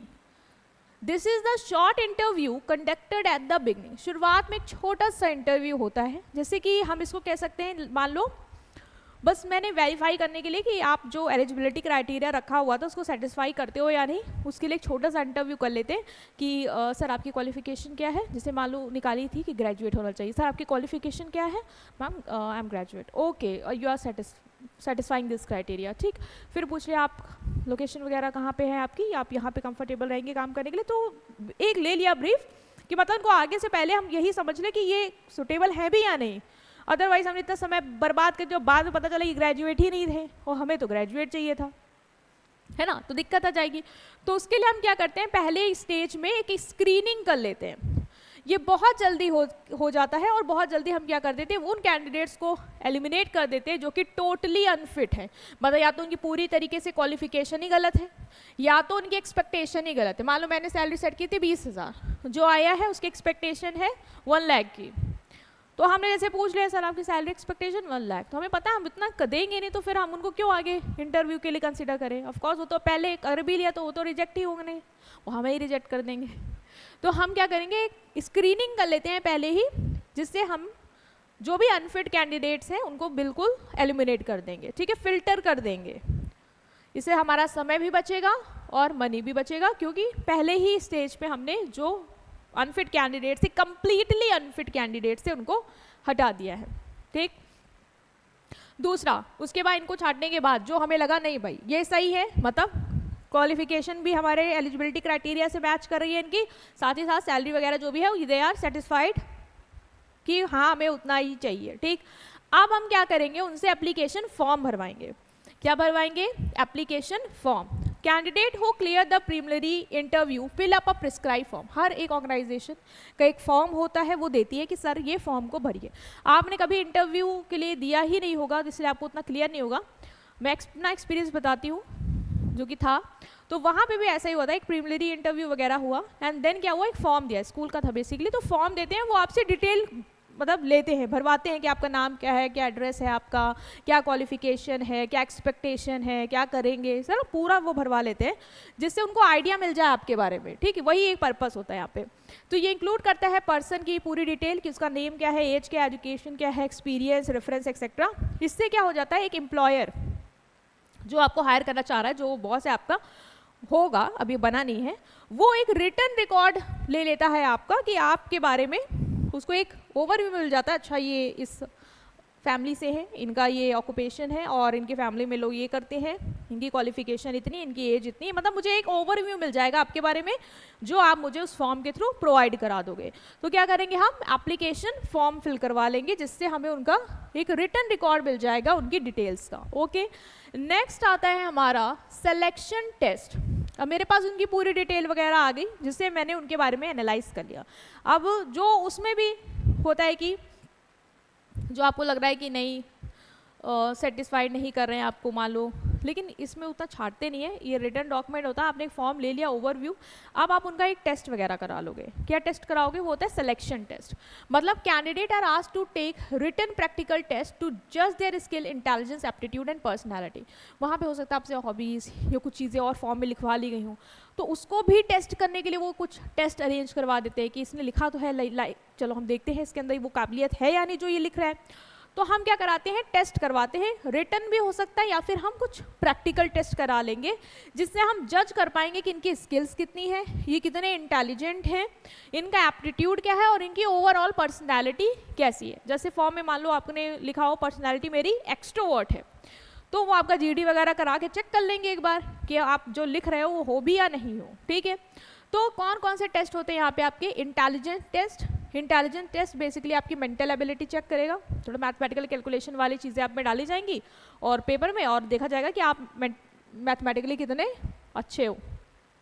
एप्टीट्यूड टेस्ट ले सकते हैं, जो आपकी कैपेसिटी चेक करता है कि आप नई स्किल कितनी जल्दी ग्रैस्प कर सकते हो, ठीक है। नई स्किल जो आता है वो आता है, लेकिन अगर आपको कुछ नया सिखाया जाएगा तो आप कैसे उसको सीख सकते हो, तो एप्टीट्यूड टेस्ट होगा। ट्रेड जॉब टेस्ट होगा कि मतलब जिस जॉब में आपको दिया जा रहा है, लाइक मान लो टाइपिंग जॉब है, तो उससे रिलेटेड थोड़ा टेस्ट वेस्ट कर लेंगे, आपसे पूछ लेंगे उसके बारे में, जिससे चेक हो जाए कि आपको जॉब से रिलेटेड कितनी नॉलेज है। पर्सनैलिटी टेस्ट ले सकते हैं, जिससे आपका क्या बिहेवियर है, क्या कैरेक्टर है आपका, उसके बारे में उनको एक ओवरव्यू मिल जाए।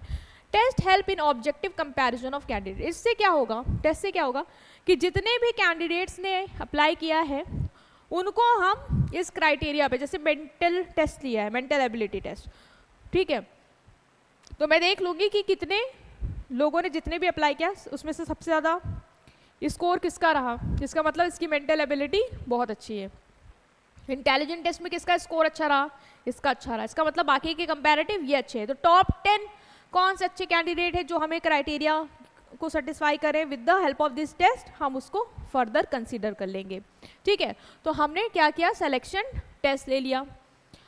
सिलेक्शन टेस्ट में जो लोग पास हो गए, मतलब जो हमें लगा कि हमें भाई टॉप 10 चाहिए था, तो जो टॉप 10 आ गए, मतलब जिनके स्कोर सबसे अच्छे हैं, जो टॉप 10 में आते हैं, उसके बाद हम क्या करते हैं, उनका इंटरव्यू लेते हैं। मान लो मेरे यहाँ वैकेंसी सिर्फ 5 की है, टॉप 10 आ गए मेरे पास, अब मैं क्या करूँगी, इंटरव्यू लूँगी। इंटरव्यू में क्या होता है, जो भी एम्प्लॉयर होता है वो आपके सामने सामने बैठ के फेस टू फेस आपसे सवाल और जवाब करेगा, ठीक है। वो बेसिकली क्या चेक करेगा कि आपकी कम्युनिकेशन स्किल कैसी है, आप कितने अच्छे से कम्युनिकेट कर रहे हो, अपनी बात को रख रहे हो, ठीक। आपका कॉन्फिडेंस कैसा है, आपकी पर्सनालिटी कैसी है, मतलब एक इंटरव्यू से वो आपको पूरी तरीके से एनालाइज कर लेगा कि ठीक है आप ने टेस्ट वगैरह राइटिंग वगैरह में तो अच्छे हो, लेकिन मान लो अगर सेल्स जॉब है, वो तो ये भी चेक करेगा ना कि आपकी कम्युनिकेशन की स्किल कितनी अच्छी है, आप कितना अच्छे से सामने वाले पार्टी को इन्फ्लुएंस कर सकते हो, मना सकते हो, वो तो वो जानना चाहेगा ना। तो हम वो भी करते हैं अपने इंटरव्यू के थ्रू। ये अलाउ करता है कैंडिडेट को कि वो क्वेश्चन, अब कैंडिडेट्स तो चुप बैठेगा नहीं ना, वो भी पूछ सकता है ऑर्गेनाइजेशन से रिलेटेड क्वेश्चन, तो मतलब एक 1-on-1 कॉन्वर्सेशन हो जाएगा एम्प्लॉयर और एम्प्लॉयज़ के, अभी एम्प्लॉयज़ हुए नहीं, मतलब कैंडिडेट्स के बीच में, कि वो उनके बारे में जान लें और वो अपने भी डाउट्स वगैरह क्लियर कर लें। फिर इसमें से जो लोग सेलेक्ट हो जाते हैं उनका क्या होता है, मेडिकल एग्जामिनेशन होता है। मेडिकल एग्जामिनेशन क्या, इसमें हम फिजिकल फिटनेस चेक करते हैं कैंडिडेट की, ये इंश्योर करने के लिए कि कैंडिडेट हेल्दी है और जो भी जॉब ड्यूटीज उसको मिलेंगी वो उसको परफॉर्म कर पाएगा।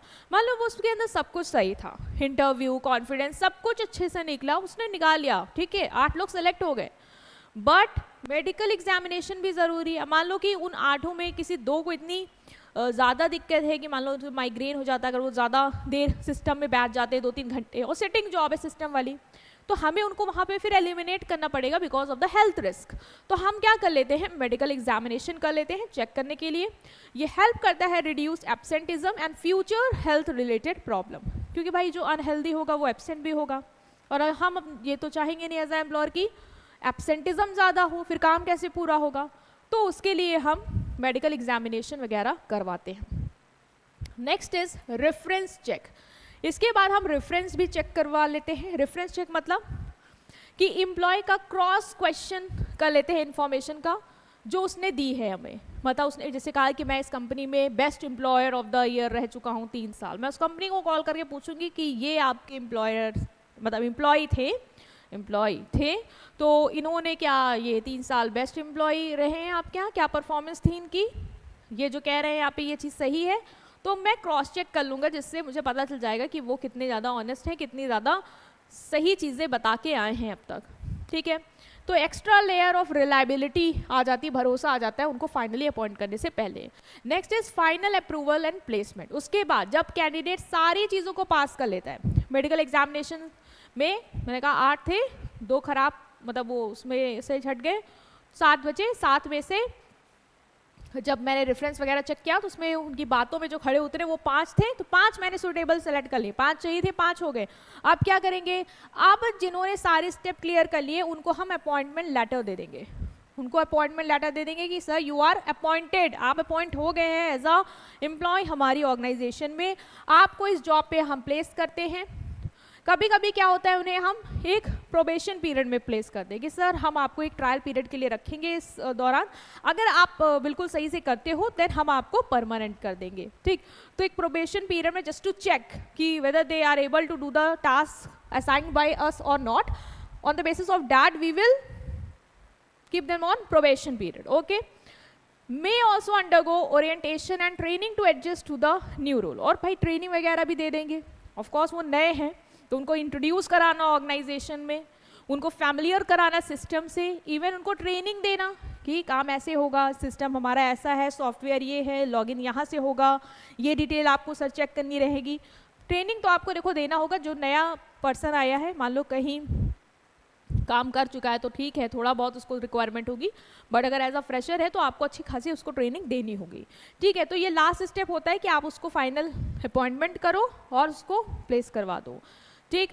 तो हमने समझ लिया कि सिलेक्शन प्रोसेस कैसे होता है। देखो बेटा, सिलेक्शन प्रोसेस में मेहनत करनी पड़ती है, रिक्रूटमेंट में कुछ नहीं, आपने वैकेंसी निकाली, लोग आ गए भर भर के, ठीक है, लेकिन सिलेक्शन में आपको बहुत सारी चीज़ें करनी होंगी, हर एक स्टेप पे आप लोग छाट रहे होंगे, इसलिए कहते हैं नेगेटिव प्रोसेस है, ठीक है। आप रिजेक्ट कर रहे हो लोगों को, वहाँ पे किसी को रिजेक्ट नहीं करते हो, वहाँ पे सबको कहते हो आओ भरो आपके फॉर्म, अप्लाई कर लो, ठीक है। वो तो प्रोसेस क्या है, सीरीज ऑफ स्टेप है, हमने क्या समझा, स्क्रीनिंग एप्लीकेशन, फिर टेस्ट होगा, फिर इंटरव्यू लेंगे, मेडिकल एग्जाम, रेफरेंस चेक करेंगे, फाइनली उसको अपॉइंट कर देंगे और ये इंश्योर करेंगे कि जो मोस्ट सुटेबल कैंडिडेट था वो ही क्या हुए हैं, यहाँ पे सेलेक्ट हुए हैं, okay. So this was our selection process, ठीक है।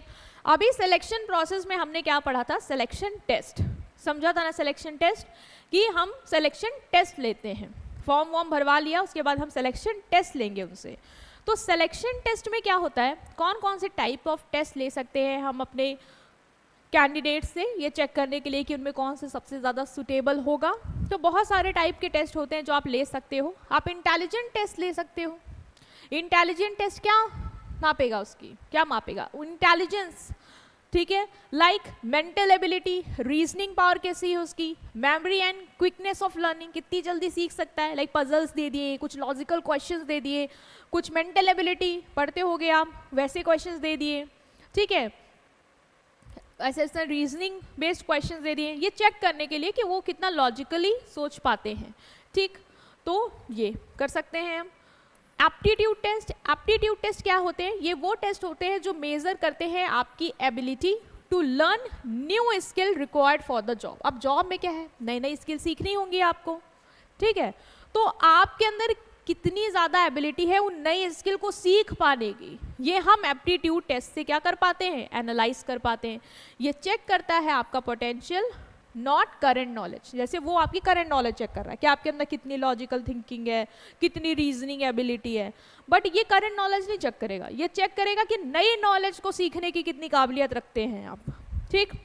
तो a candidate applying for a computer programming job is tested on logical thinking not actual coding.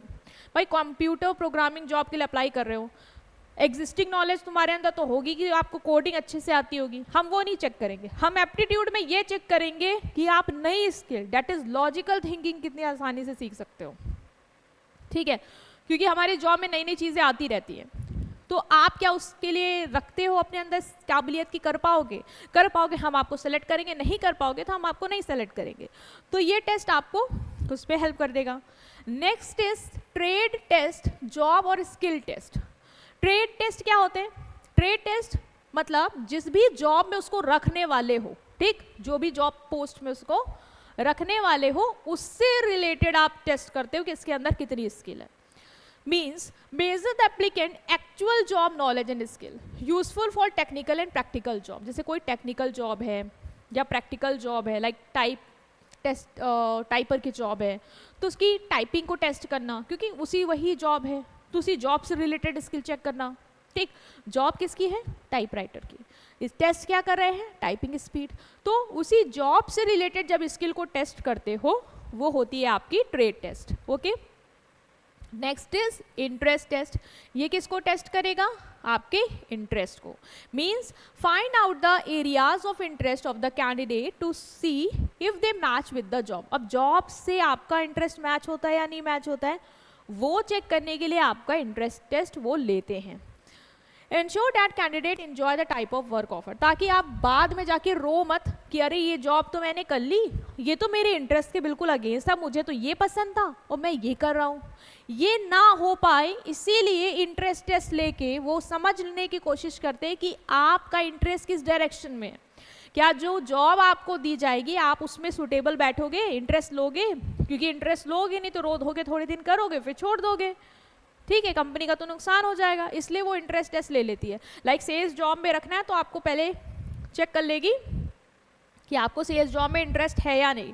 मान लो आपको सेल्स जॉब में इंटरेस्ट था लेकिन आपने अकाउंटिंग जॉब के लिए अप्लाई कर दिया, तो फिर क्या होगा? फिर आप रोएंगे अकाउंटिंग जॉब में, तो कंपनी का तो नुकसान होगा। इतना बड़ा प्रोसेस किया उसने, इतने स्टेप किए, इतना पैसा लगा दिया और आप छोड़ के जाने को तैयार हो।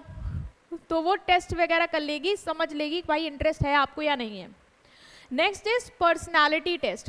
पर्सनालिटी टेस्ट क्या होता है? ये क्वालिटीज मेजर करते हैं, लाइक कॉन्फिडेंस, लीडरशिप, लीड कर पाएंगे या नहीं कर पाएंगे, आपका एटीट्यूड कैसा है, कैसे नेगेटिव एटीट्यूड में रहते हो, पॉजिटिवली रिएक्ट करते हो चीज़ों को लेके, कैसा है परसेप्शन है, चीज़ों को देखते किस नज़रिए से हो। ठीक है, आपका इमोशनल बैलेंस कैसा है। ऐसा तो नहीं है कि हमने कल को कोई मीटिंग बैठाई और हम एम्प्लॉयज़ को डांट रहे हैं, ठीक है, तो आप रोने लग गए वहाँ पे, या हमने आपको थोड़ा स्ट्रेस दे दिया, मतलब भाई काम बढ़ गया, थोड़ा आप पे लोड ज़्यादा डाल दिया तो आप रो रहे हैं कि हमारे ऊपर बहुत काम आ गया है। तो इमोशनल बैलेंस है या नहीं वो भी चेक करेंगे।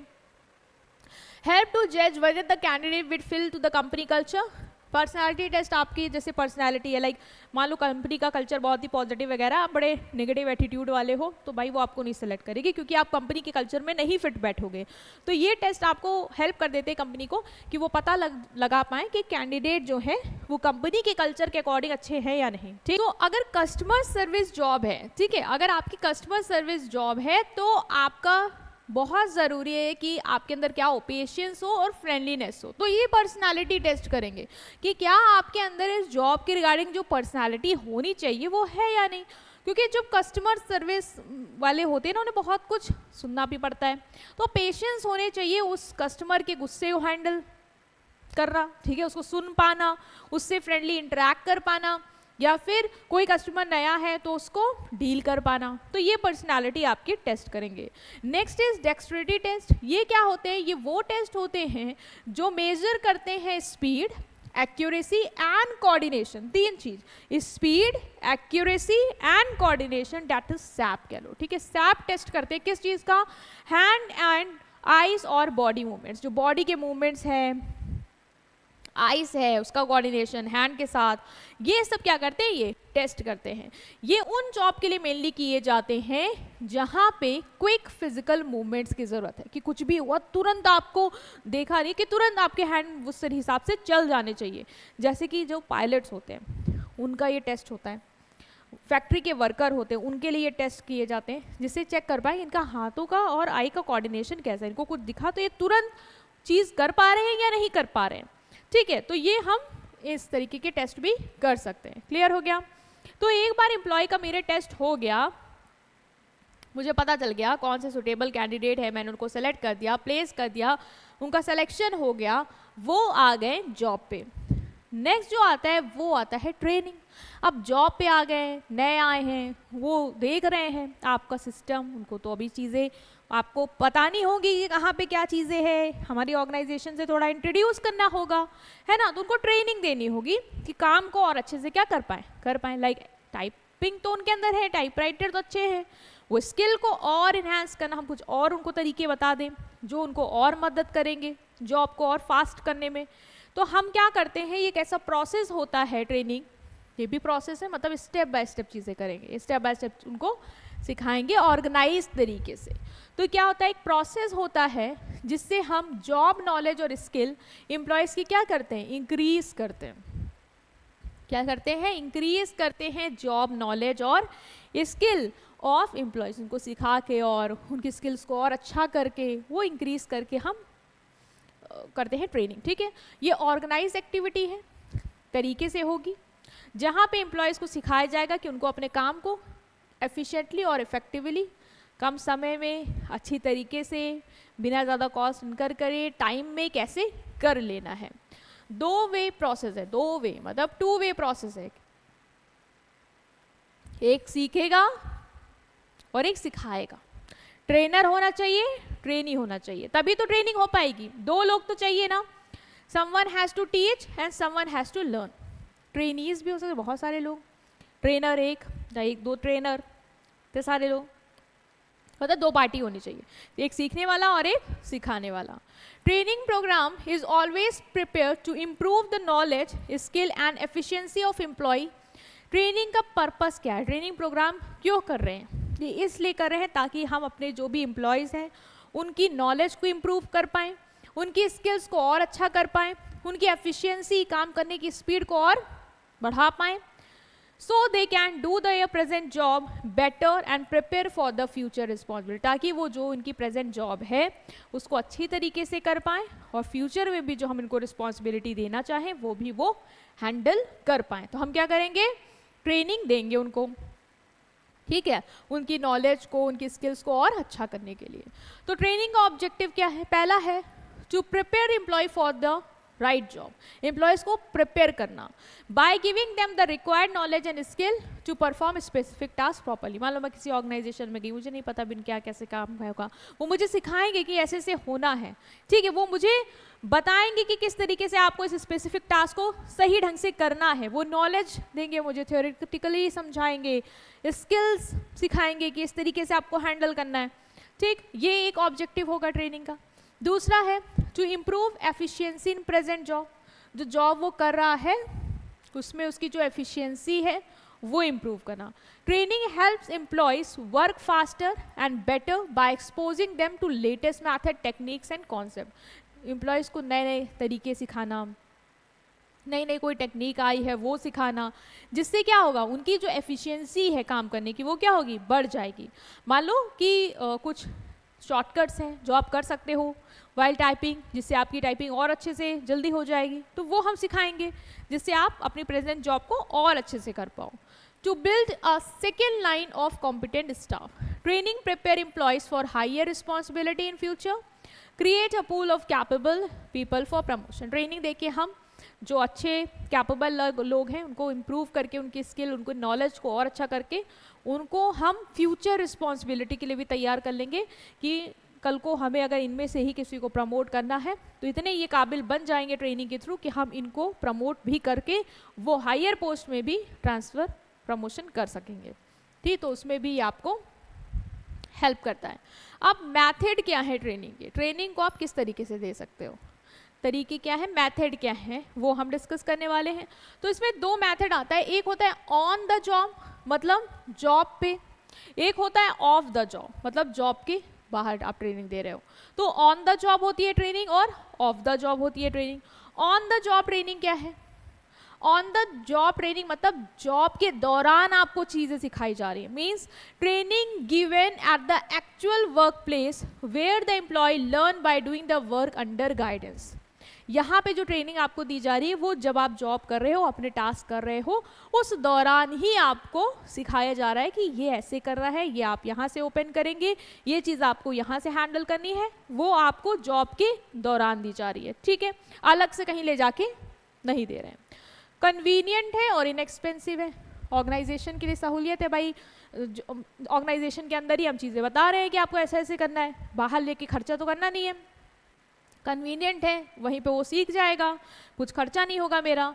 Provide real experience of working condition, जो तुम्हें करना है हम वही सिखा रहे हैं, ठीक है। तो हम तुम्हें रियल वर्ड एक्सपीरियंस दे रहे हैं कि ऐसे ऐसे ही होना, यही चीज़ें हैं, यही सॉफ्टवेयर खुलेगा, इसमें ऐसे ही एंट्री होनी है, इस तरीके से करनी है, इस तरीके से प्रिंट आउट आएगा, इस तरीके से आपको ये यहाँ पे लगाना है। हमने उसको ट्रेनिंग जॉब के दौरान दी, ठीक। तो वो क्या होती है, वो होती है ऑन द जॉब ट्रेनिंग, जो आप पर्सन को वर्क प्लेस पे ही देते हो। इसमें कुछ टेक्निक्स हैं ऑन द जॉब ट्रेनिंग में, कुछ मेजर टेक्निक्स हैं किस तरीके से आप ऑन द जॉब ट्रेनिंग दे सकते हैं। वो कौन सी टेक्निक है, तो पहली है जॉब इंस्ट्रक्शन ट्रेनिंग। क्या है, job instruction training, JIT। Job instruction training क्या होती है, ये मोस्ट पॉपुलर, बहुत ही famous on the job training है। यहाँ पे जो सुपरवाइजर होता है या सीनियर होता है, वो जॉब को स्टेप बाय स्टेप आपको एक्सप्लेन करता है, डिमॉन्स्ट्रेट करने के साथ कि कैसे होगा, ठीक है। यहाँ पे आपको जैसे दो ये जो भी टाइप्स हैं इसमें टेक्निक है, वो सब ऑन द जॉब की है कि जॉब के दौरान कैसे कैसे सिखा सकते हैं।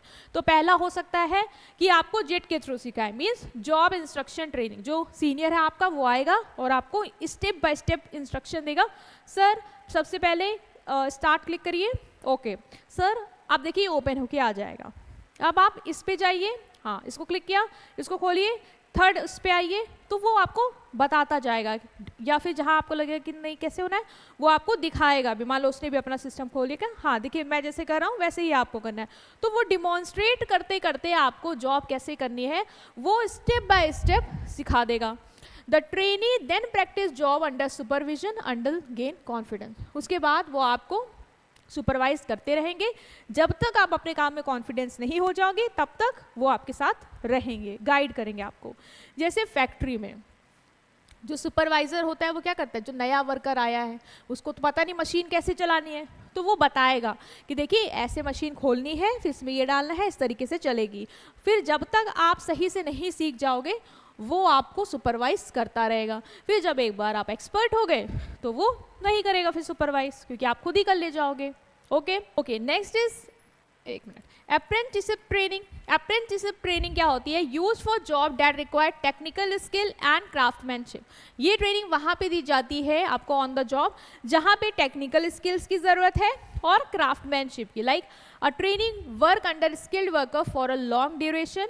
It combines theoretical instruction with practical training. जब जैसे इलेक्ट्रीशियन है, यहाँ पे आपको क्या स्किल सीखनी है, टेक्निकल स्किल सीखनी है। प्लम्बर है, मैकेनिक्स है, कारपेंटर है, ये सबको क्या है, इनको टेक्निकल नॉलेज चाहिए। तो यहाँ पे हम उनको थ्योरेटिकल नॉलेज के साथ साथ प्रैक्टिकली भी चीज़ों को बताएंगे कि इस तरीके से आपको इसको परफॉर्म करना है, ठीक है। तो जो जिसको आता है स्किल, जो अच्छा मैकेनिक है, वो फिर दूसरे मैकेनिक को स्टेप बाय स्टेप बताएगा, कि थ्योरेटिकली भी बताएगा ये वो जो ये इस तरीके के तार होते हैं, ये इस तरीके के, वो फिर वो उसको ले जाके भी प्रैक्टिकल करके भी दिखाएगा कि इस तरीके से उसको निकालना है, ये देखो तुमको बताया था ये यहाँ पे है। तो ये भी ट्रेनिंग आप जॉब के दौरान ही देते हो, ऑन द जॉब ही देते हो। Next is job rotation. Job rotation क्या है, in this method employees are shifted from one department to another for short period. एक जॉब से दूसरे जॉब में हम क्या करते हैं, एम्प्लॉय को शिफ्ट करते हैं, रोटेट करते हैं, ठीक। पर्पस क्या है, ताकि हम उनको फैमिलियर कर पाएँ अलग अलग जॉब से और मल्टीपल स्किल डेवलप कर पाएँ। ये भी जॉब के दौरान ही दी जाएगी। एक जॉब से दूसरी जॉब में आपका क्या करेंगे, ट्रांसफ़र करेंगे, कि आप दूसरी जॉब की भी स्किल्स को सीख पाओ और आपके अंदर मल्टी स्किल आ पाए, कि कल को अगर वो नहीं रहा एम्प्लॉय तो हम आपको वहाँ भेज के वो वाला काम भी करवा ले जाएंगे। तो ये हेल्प करता है इस चीज़ में। Also help avoid boredom and improve understanding of how the whole organisation work. Boredom भी, अब एम्प्लॉय एक ही काम को करते करते बोर भी हो जाता है, तो हमने उसको नई जॉब में अपॉर्चुनिटी दी कि आप तुम जाओ, उसको भी सीखो, उसकी भी स्किल लाओ अपने अंदर, तो वो बोर नहीं होगा। जैसे मैनेजमेंट ट्रेनिंग में work in accounts, HR, sales department, one after another. Management का बंदा कहीं भी करे, HR में जाए, सेल्स का भी काम सीख ले, मार्केटिंग भी देखे, तो वो हर जगह की स्किल्स ले आएगा अपने अंदर, जिससे वो मल्टी टैलेंटेड बन जाएंगे। ओके नेक्स्ट है ऑफ द जॉब ट्रेनिंग। वो तो जॉब पे दे रहे थे कि जॉब पे रोटेट कर दिया, या जॉब के दौरान ही एक इंस्ट्रक्टर ने आके बता दिया ऐसे ऐसे होगा, सुपरवाइज करता रहा आपको, या जॉब के ही दौरान हमने आपको टेक्निकल स्किल दे दी। अब जो आता है वो होता है ऑफ द जॉब, मतलब जॉब के बाहर। ये ट्रेनिंग आपको वर्क प्लेस से बाहर दी जाती है। यूजुअली क्लासरूम्स में स्पेशल ट्रेनिंग सेंटर बनाए जाते हैं, या तो वहाँ पे दी जाएगी। फोकस मोर होता है नॉलेज और कॉन्सेप्ट पे देन एक्चुअल वर्क प्रैक्टिस। आपको नॉलेज हो जाए, आपको चीज़ें समझ में आ जाए, इसलिए हम आपको क्लासरूम लेक्चर्स देंगे या ट्रेनिंग सेंटर्स में सिखाएंगे चीज़ों को। मतलब वर्क में, जॉब में जाके उतनी प्रैक्टिस हो उस पर फोकस नहीं होता, चीज़ों को सिखाने में, नॉलेज देने में, इन सब चीज़ों पे ध्यान ज़्यादा देते हैं। मेजर कौन कौन सी टेक्निक है इसमें? पहला है classroom lectures. In this method, training is given in a classroom like environment away from the actual workplace. जैसे आपने देखोगे क्लासरूम बना दी और वहाँ पे जो भी हमारे एम्प्लॉयज़ हैं नए, उनको हम वहाँ पे ट्रेनिंग देंगे, ठीक है। वहाँ पे हम उनको चीज़ों को सिखाएंगे, पावर पॉइंट के थ्रू डिस्कस करेंगे, चार्ट्स वगैरह दिखा के उनको लेक्चर देके वो चीज़ों को समझाएंगे कि काम आपको क्या क्या करना है, कैसे करना है, ठीक। Useful for teaching the theoretical concept. Basically यहाँ पे आप थियोरेटिकली चीज़ें ज़्यादा सिखा पाओगे उनको, क्योंकि प्रैक्टिकली तो क्या ही सिखाओगे, इस पावर पॉइंट वगैरह में चीज़ों को समझा पाओगे, ठीक है। प्रोसीजर, जनरल नॉलेज दे पाओगे। जैसे कि new management trainee attending lecture on company policies and business law. Company की क्या पॉलिसीज़ हैं, आपके यहाँ के क्या रूल्स एंड रेगुलेशन है, आपको ट्रेनर्स जो आए हैं एम्प्लॉयज़ उनको सिखाना है नए, तो आप क्या करोगे, क्लासरूम लेक्चर ऑर्गेनाइज कर दिया, पावर पॉइंट के थ्रू, चार्ट्स के थ्रू हम उनको बता रहे हैं कि हमारे यहाँ के रूल्स ये हैं, रेगुलेशन ये है, हमारे लॉज ये हैं और हम इस तरीके से काम करते हैं। तो थियोरेटिकल नॉलेज आप वहाँ पे दे सकते हो, जॉब के बाहर हो रही है, जॉब के दौरान नहीं होगी। Next is simulation exercise. In this method an artificial work environment is created that look and feels like a real job situation.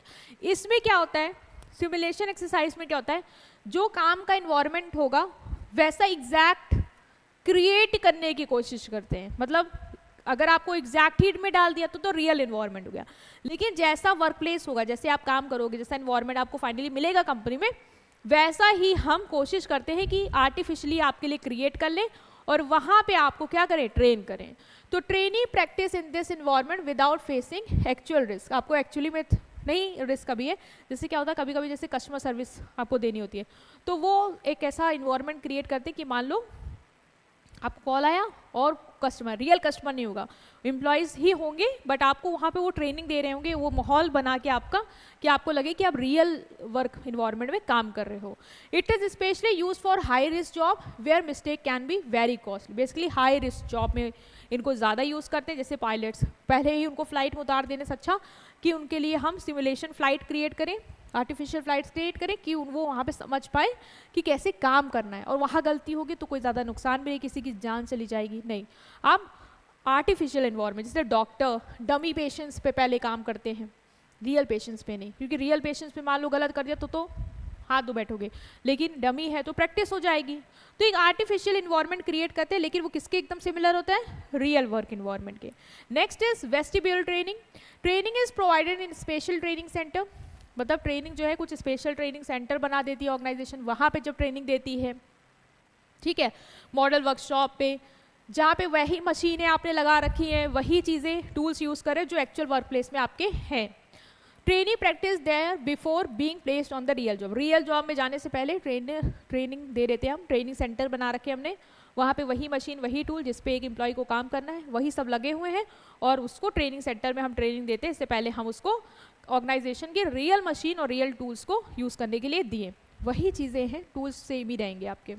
It help avoid production loss and accident while learning. Learning के समय जो, जैसे मान लो सीख रहा बंदा तो गलती तो करेगा ही, तो उसकी वजह से जो लॉस हो सकता था उसको हम प्रिवेंट कर लेते हैं इस तरीके से।